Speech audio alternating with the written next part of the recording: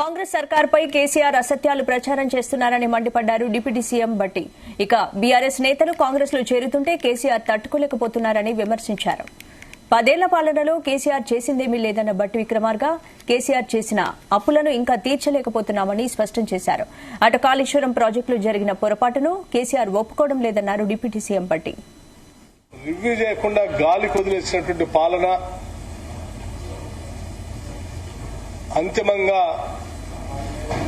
రాష్ట్ర ప్రభుత్వం పైన పడినటువంటి భారము సరిదిద్దుకోలేనంత తప్పిదాల చుట్టూ తిరుగుతా సుడిగుండంలో ఉంటే మేము గత 3 నెలల నుంచి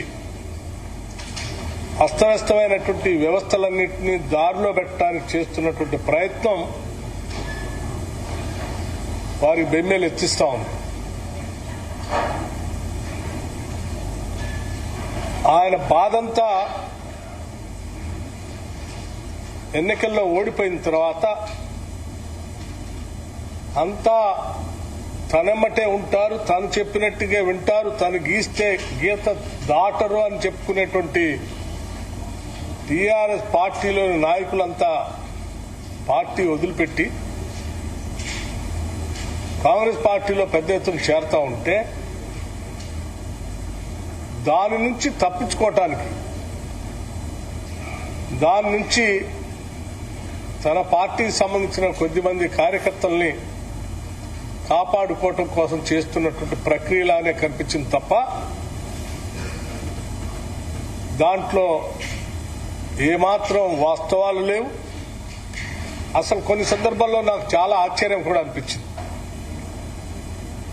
దాదాపు 10 సంవత్సరాలు ముఖ్యమంత్రిగా చేసినటువంటి వ్యక్తి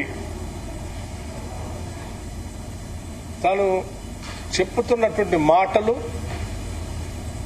నేను చేసినటువంటి వ్యాఖ్యానాలు చూస్తూ ఉంటే ఇంత తక్కువగా కూడా దిగజారిపోయి ప్రవర్తిస్తారా అనిపించింది.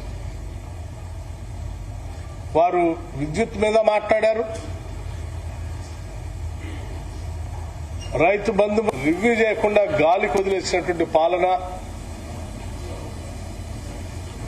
అంతిమంగా